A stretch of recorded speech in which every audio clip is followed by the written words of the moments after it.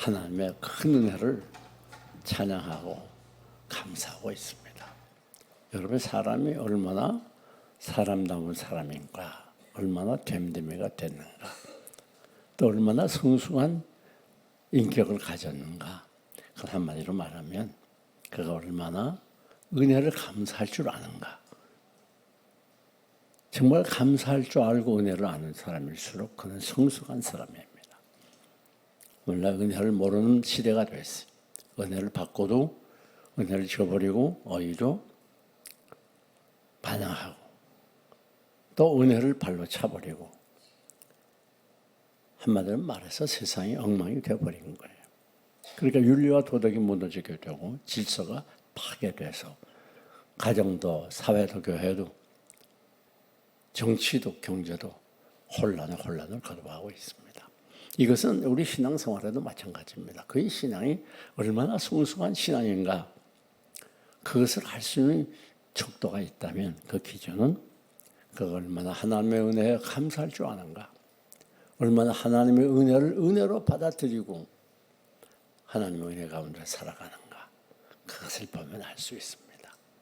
사실 우리가 하나님의 은혜를 은혜로 알고 받아들이고 인정한다면 그는 이 세상에서 가장 행복한 사람이 되고 어떤 환난 시련도 넉넉히 이기는 승리자가 되고, 아무리 사단이 우리 용우는 사자처럼 공격을 봐도 사단의 공격을 넉넉히 물리칠 수 있는 세상에 감당하지 못하는 능력 있는 신자가 될 것입니다. 그래서 사도 바울은 세 가지로 하나님이 베풀어 주신 큰 은혜를 고백하고 있습니다. 그 첫째는 바로 나의 나된 것은 하나님의 은혜라는 거예요. 두 번째는 이렇게 하나님께 부끄러운 죄인 괴수인데도 불구하고 하나님이 주님을 위해서 더 많이 수고하게 하신 것, 그게 하나님의 은혜라는 거예요. 마지막은 하나님이 함께 하신 것이 하나님의 은혜라는 겁니다. 여러분, 사도 바울은 은혜라는 말을 많이 사용했어요. 그래서 바울이 기록한 서신을 보면 은혜라는 말로 인사를 시작해서 은혜라는 말로 마무리되는, 그만큼 은혜를 소중히 여겼던 것을 알 수가 있어요. 사도 바울은 은혜라는 단어를 100번 이상을 기록을 했어요. 그 은혜라고 하는 이 원어의 뜻은 카리스라고도 하고 또 라틴은 그라티아라고도 합니다. 이 말은 무슨 뜻이 있는가 하면 호의, 은총이라는 뜻이 있어요. 아무 받을 자격이 없는 사람에게 베풀어 주는 것을 말하는 것입니다. 그 은혜의 정점은 무엇이냐? 모든 은혜의 표현은 바로 예수 그리스도가 은혜의 정점이고 은혜의 결론이고 은혜의 총체입니다. 우리가 예수 그리스도를 영접하고 모신 것보다 더 큰 은혜가 이 세상에 있을 수 없어요. 그래서 우리가 사도 바울이 고백했던 그 고백은 우리에게 놀라운 교훈을 주고 있는데, 사도 바울이 경험했던 가장 큰 은혜, 위대한 은혜는 첫째는 오늘 10절에 나오죠. 나의 나된 것은 오직 하나님의 은혜라. 나의 나된 것은 내가 잘나서 훌륭해서 신앙이 좋아서 된 것이 아니라 오직 하나님의 은혜라는 것입니다. 여러분, 많은 사람들은 하나님의 은혜로 생각하지 않아요. 예를 들어서 내가 남편이 된 것, 아이를 출산하고 부모가 된 것, 내가 회사에 취직해서 직원이 되고 혹은 팀장이 되고 또 과장이 되고 사장이 된 것, 뿐만 아니라 우리가 교회에서 여러 가지 직분을 맡았어요. 집사가 되고 권사가 되고 장로가 되고, 우리가 이 땅 위에서 될 수 있는 모든 것들은 그게 내가 훌륭하고 잘나고 똑똑해서 되는 거, 실력에서 되는 게 아니라 오직 하나님의 은혜라는 것. 이걸 깨닫는 데서부터 우리의 신앙이 시작이 되고, 이걸 깨닫고 확실히 믿는 사람은 늘 기뻐하며 감사하며 살아갈 수가 있는 것입니다. 여러분, 이 사도 바울이 첫째 하나님께 감사했던 큰 은혜, 하나님 찬양했던 큰 은혜는 10절에 있는 대로 나의 낮은 곳이라 그렇게 말하고 있어요. 여러분들이 지금 무엇이 되어 있든 간에 그 모든 건 내가 훌륭하고 똑똑해서가 아닙니다. 오직 하나님의 은혜라고 하는 거. 내가 이만큼 사건 사고 많은 중에도 안전하게 살고, 내가 이만큼 건강하게 된 것, 내가 이만큼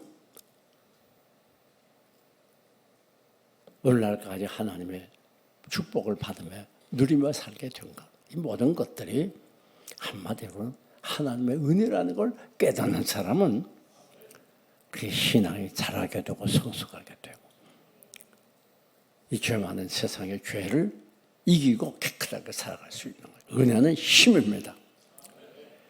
근데 여러분, 사도 바울이 여기서 나의 낮은 것은 하나님의 은혜라고 한 것은 왜 그러는가 하면 그걸 분석해 보면 첫째는 사도 바울은 다른 사도보다 아주 신속하게 사도가 되고 변화에 새로워졌어요.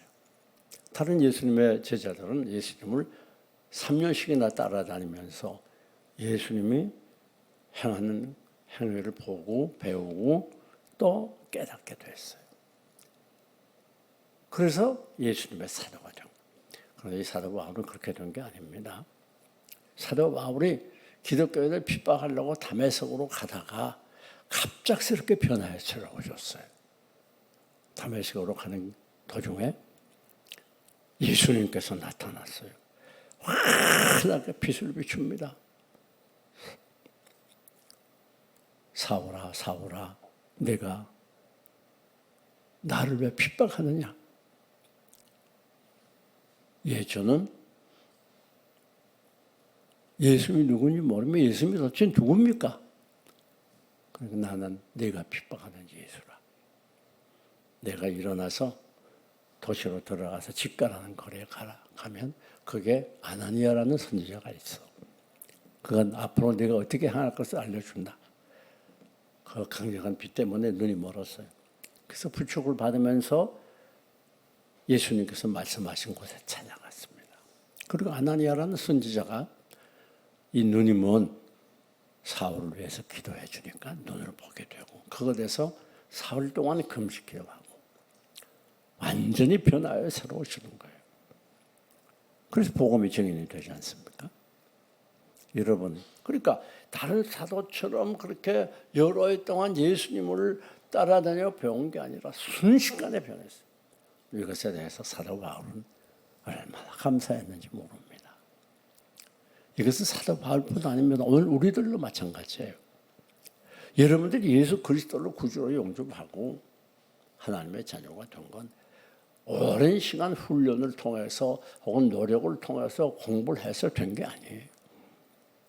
물론 여러분이 예수 그리스도를 믿는 과정에는 과정들이 있었겠죠. 어떤 분이 열심히 예수 믿으라고 권면하고 주위에 있는 사람이 복음을 전해서 어떤 분은 한 달 만에 1년 만에 혹은 10년 만에 혹은 죽기 직전에 예수님을 영접해요. 그러나 예수 그리스도를 영접하는 건 순간적이잖아요. 그렇죠? 오래 걸리는 게 아니에요. 이것이 하나님의 은혜입니다.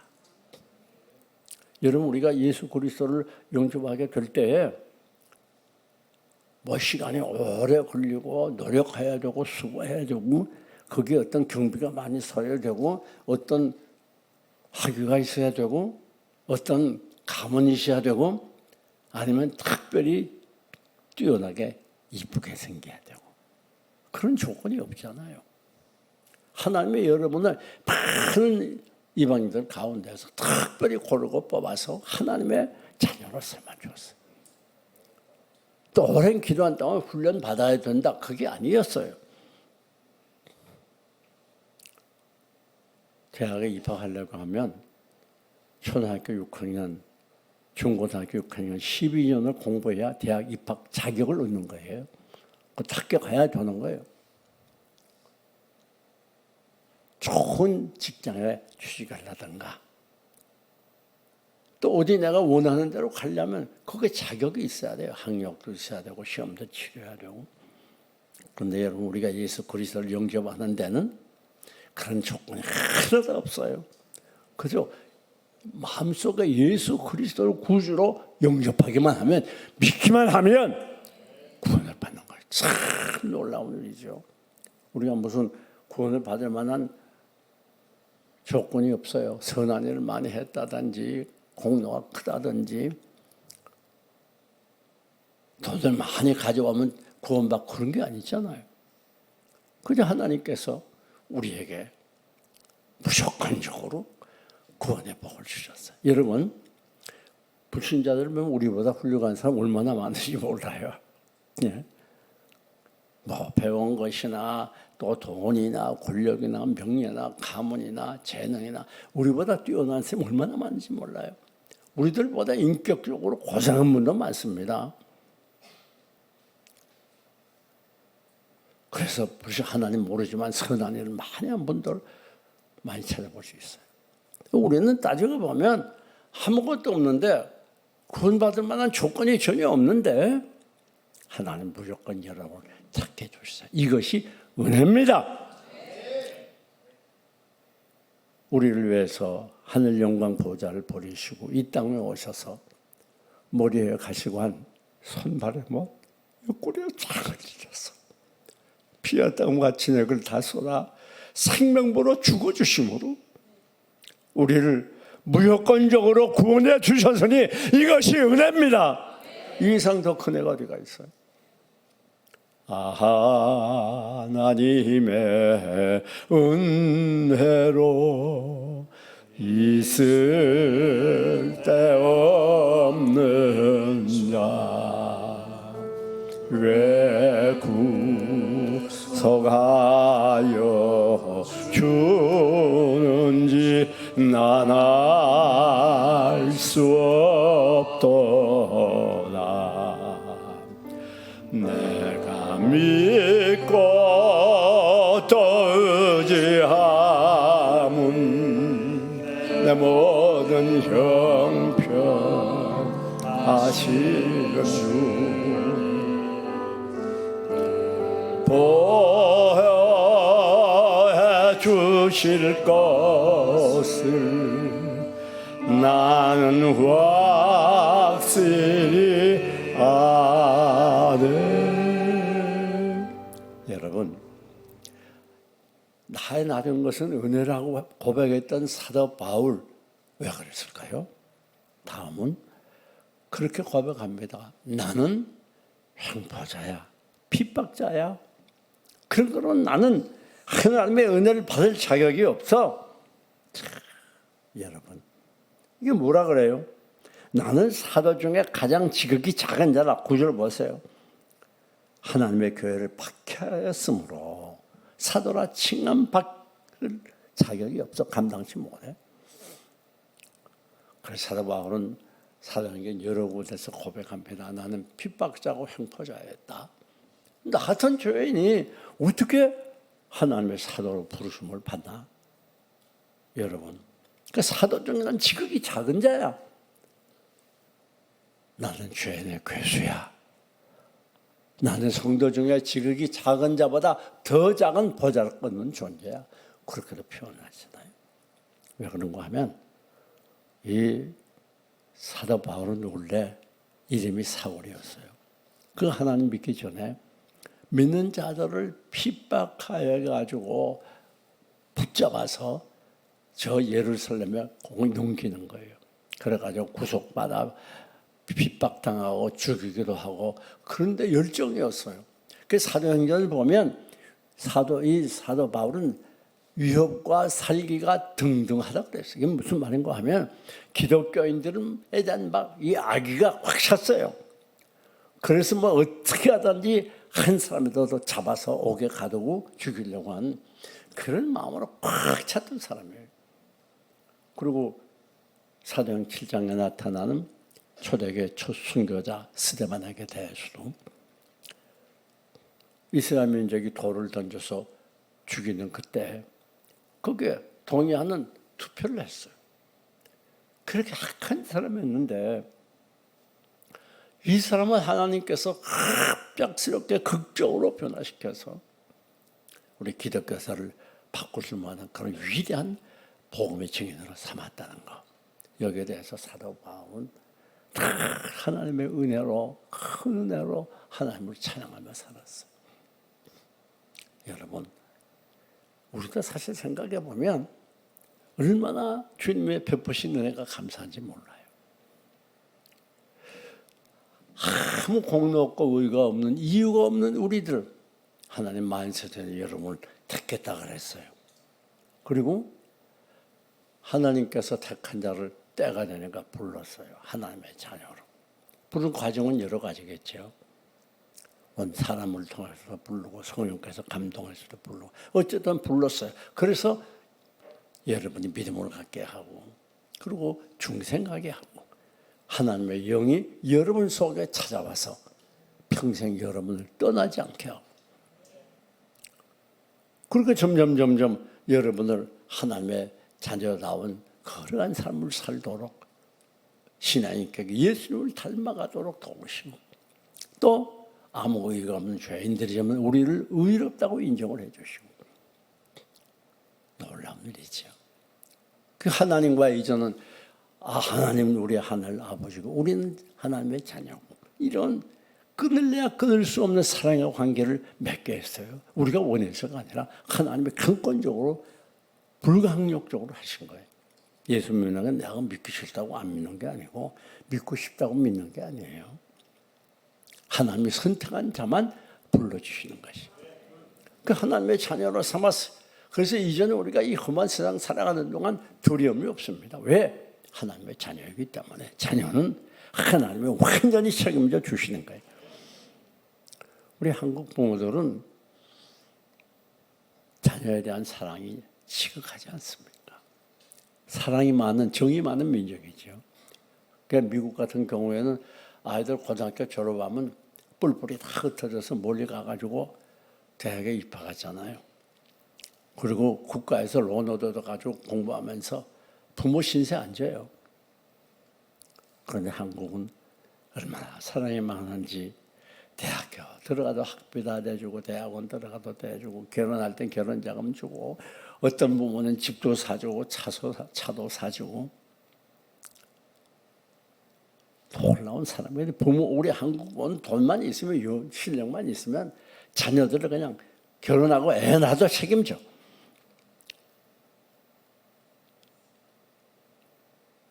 여러분 너희가 악할지라도 악한 자라도 자식에게 좋은 것을 줄 줄 알거든. 하물며 하늘에 계신 너희 아버지께서 하물며 하늘에 계신 누구요? 너희 삼촌께서 하물며 하늘에 계신 너희 작은 아버지가 너희 아버지께서 너희에게 좋은 것을 주시지 않겠느냐. 이러한 끊을래야 끊을 수 없는 사랑의 관계를 하나님 맺어주셨기 때문에 여러분의 일생 다 가도록 완전히 책임져 주십니다. 하나님이 전능한 분이기 때문에 능심보다 리 없어요. 우리가 이렇게 하나님의 자녀가 된 이상 여러분의 일생은 걱정할 필요가 없어요. 완전히 하나님의 손 안에 있고 선한 목자가 돼서 여러분을 인도하고 많은 환난과 시련 속에 여러분을 지켜주는 거예요. 이 큰 은혜 받았으니 우리가 걱정할 게 뭡니까? 여러분 뿐만 아니라 세 번째 더 많이 이 사도보다 더 많이 수고했다 그랬어요. 그걸 하나님의 은혜로 감사했어요. 더 많이 수고했다. 여러분 사도 바울만큼 수고를 많이 한 사도가 없잖아요. 그래서 내가 비록 작은 사람이지만 다른 사도보다 더 많이 수고했다고 말했잖아요. 여러분 사도 바울이 그 수고하고 노력하고 헌신한 걸 보면 참 눈물겹지 않습니까? 고린도후서에 보니까 사도 바울이 수없이 매를 맞았다고 그랬어요. 감옥에도 수없이 갇혔다고 그랬어요. 그리고 40에 하나 감한매를 5번 맞았고 태창으로 3번 맞았고 또 바다에서 일주일 동안 고생한 적도 있었고 풍랑을 만나가지고. 그뿐입니까? 동족의 위협과 또 이방인의 위협과 바다의 위협과 강도의 위협과 여러 가지 위협을 당했어요. 그리고 죽고 줄이고 배고팠다 그랬어요. 사도 바울이 또 여러 번 죽을 뻔했다 그랬어요. 사도 바울이 당한 고난이 얼마나 대단한지 몰라요. 그러나 사도 바울이 그것을 넉넉히 이길 수 있었던 것은 하나님이 사도 바울을 택해서 하나님의 귀한 사도 삼아주신 그 은혜에 감사해서 그 은혜가 마음속에 충만하게 될 때 마지못해서 누가 시켜서가 아니라 자발적으로 너무나 감사해서 눈물로도 눈물로서 못 갚을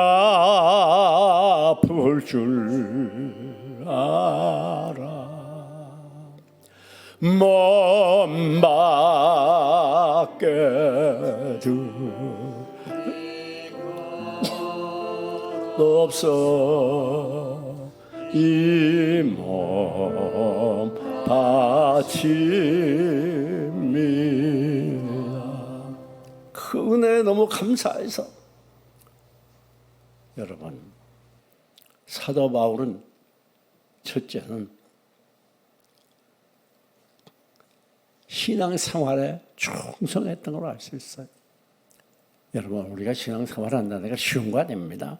늘 기도하고 예배 나가야 되고 또 예수 믿기 때문에 사회에서 때로는 왕따 되고 불이 되고 때로는 피가 나고 힘이 들고 그러나 우리는 하나님이 우리에게 베푸신 은혜를 생각하고 다 충성해야 돼요. 뿐만 아닙니다. 사회생활에 충성했어요. 여러분 우리 그리스도인들은 이중직입니다. 하늘나라의 백성 또 이 세상의 백성으로 두 가지 역할을 해야 돼요. 그렇기 때문에 우리는 24시간을 48시간으로 쪼갰어야 돼요. 더 부지런하게 더 열심히 더 성실하게 살아야 된다. 뿐만 아닙니다. 이렇게 큰 은혜를 받은 우리들은 교회 생활에 충성해야 돼요. 왜 그런가 하면 교회는 우리 주님이 핏값으로 세우신 유일의 유산입니다. 그리고 교회는 우리 주님의 몸이고 우리 주님은 교회 무리라고 그랬어요. 그러니까 무리가 몸을 끊을래야 끊을 수가 없어요. 우리들이 예수 그리스도의 몸인 교회를 사랑해야 돼요. 이 교회를 위해서 수고하고 봉사하고 헌신하고 드릴 걸 드리고 물질도 노력도 정성도 건강도 드리고 시간도 드리고 나아가서 복음을 증거하고 교회를 사랑하는 거 이것이 바로 예수님을 사랑하는 거예요. 이걸 누구 마지못해서 억지로 하는 게 아닙니다. 예수님께서 우리 위하여 죽어주시고 우리에게 이와 같이 주님을 위해서 충성하고 수고할 수 있는 큰 은혜를 주셨으니 주님의 사랑과 은혜에 감사해서 눈물로도 눈물로서 못 갚을 줄 알아. 몸밖에 드릴 것 없어 이 몸 바칩니다. 눈물로 봉사하고 눈물로 충성하고 눈물로 헌신하는 것이에요.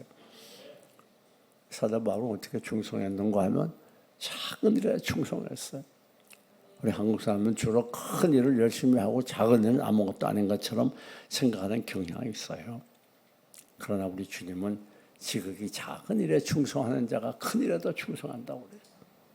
작은 일에 충성하는 자를 우리 하나님의 큰 일로 맡기는 거예요. 다음은 기회를 놓치지 아니하고 하나님이 나에게 건강 주었을 때, 물질 주었을 때, 시간 주었을 때 이게 다 기회인 줄 알고 열심히 충성하는 거예요. 더 나가서 끝까지 충성하는 겁니다. 우리가 충성하다가 나중에 피곤하고 지쳐서 중도에 하차하는 게 아니라 하나님 우리 부르시는 그 시간까지 끝까지 충성하는 그 충성이 하늘의 멸류관을 받게 하는 거예요. 여러분 다음 마지막 사도 바울이 하나님의 큰 은혜로 감사했던 게 뭔가? 세 번째는 오늘 본문이 나오잖아요. 여기 10절에 오직 나와 함께 하신 하나님의 은혜로라. 이렇게 사도 바울이 주에서 충성했던 거, 이게 사도 바울이 한 게 아니라고요. 누구의 은혜라고요? 하나님의. 오직 나와 함께 하신. 그렇게 사도 바울이 열심히 수고하고 순교까지 하고 충성했던 건 사도 바울이 한 게 아니에요.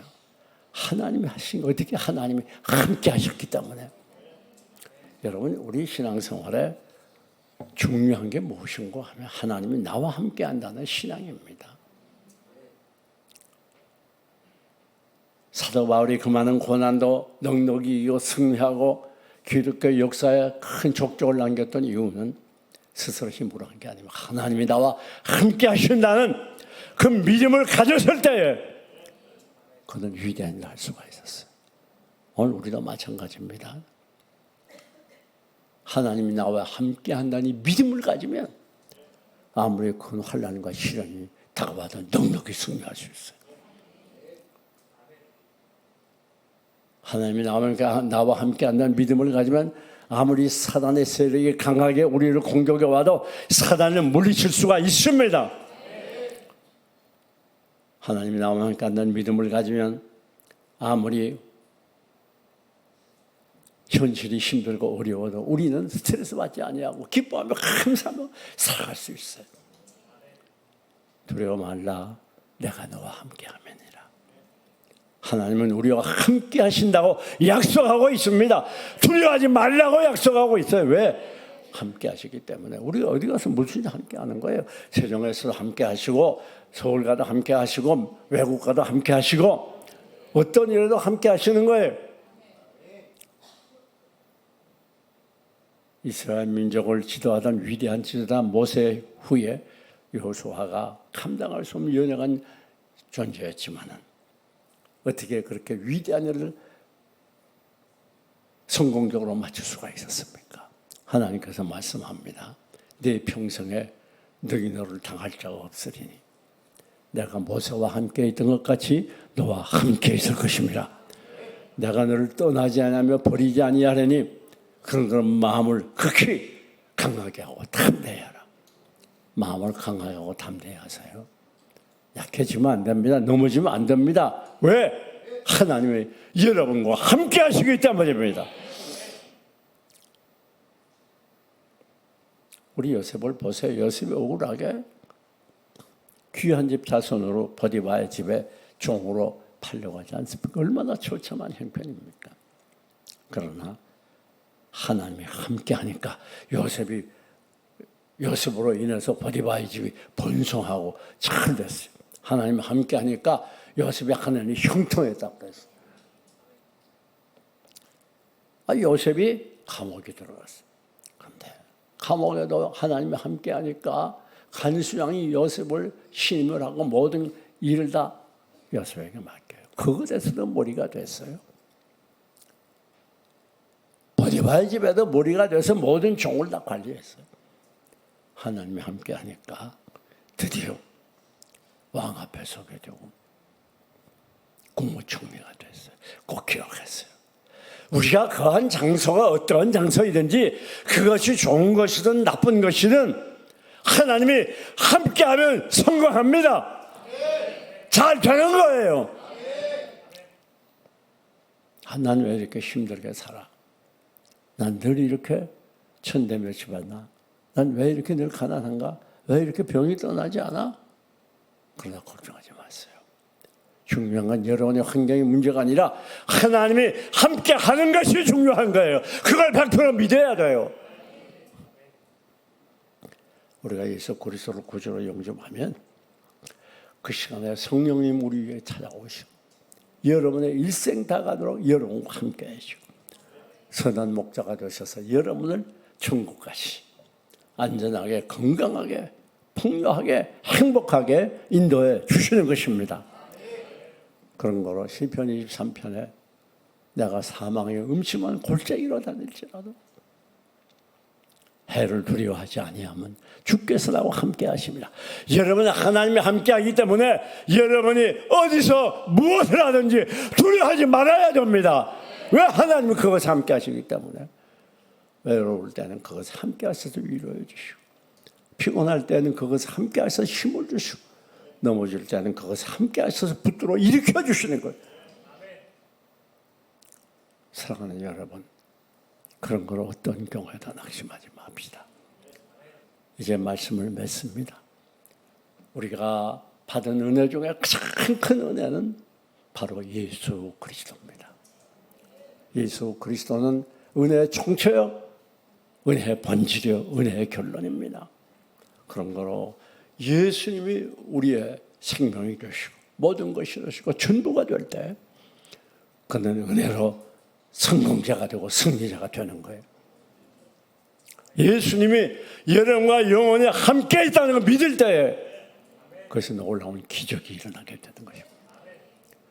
모세는 말하기를 그전엔 내가 축복해 달라고만 하였더니 이제는 내가 하나님의 뜻대로 살기를 위해서 노력하고 있고, 그전에는 내 감정 중심이었는데 이제는 찬양이 내 삶의 중심이 됐고, 그전엔 내가 달라고만 했는데 이제는 하나님의 말씀대로 살고, 그전엔 내가 하나님을 사용하려고 했는데 이제는 내가 하나님께 사용받기를 원한다고 그랬어요. 그렇습니다. 예수님만이 우리의 모든 것 되시고 생명 되시고 전부가 됩니다. 여러분 하나님의 자녀가 되었고 큰 은혜를 받았습니다. 하나님께 선택을 받았습니다. 하나님의 자녀가 되었습니다. 하나님의 소유가 됐습니다. 그래서 영원토록 현성문이 이르는 그 시간까지 하나님이 여러분과 함께합니다. 우리가 어디 있느냐가 문제가 아니라 내가 어떤 형편에 있느냐가 문제가 아닙니다. 하나님이 그것에 함께한다는 믿음을 갖는 것이 중요해요. 그것에 가는 길이 열리고 막힌 담이 무너지고 넘어졌던 자리에서 일어나고 날마다 환난 시련을 뛰어넘는 행복자, 승리자가 되어지는 것입니다. 여러분 이와 같이 큰 은혜를 받은 줄 믿고 오늘로 내일로 성공자가 되시고 승리자가 되시고 행복자가 되시기를 주님의 이름으로 축원합니다.